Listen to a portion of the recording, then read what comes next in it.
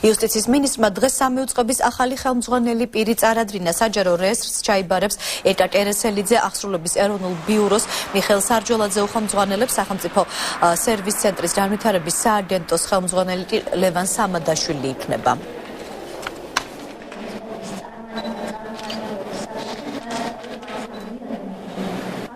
წარმოგიდგენთ სამ ახალ ხელმძღვანელს.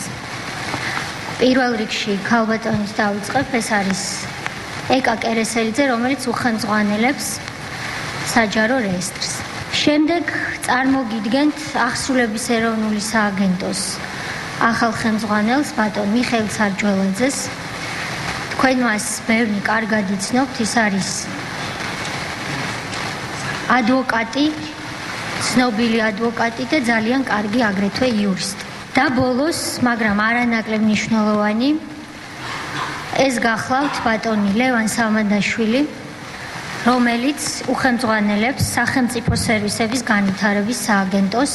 მე უკვე ერთი კვირა არის დაახლოებით ამ პოზიციაზე დავინიშნე და ცხადია, ჩემთვის ეს არ არის ახალი საქმე, იქნება გამომდინარე, რომ თითქმის 3 წელია მე ამ ორგანიზაციასთან ერთად მუშაობ.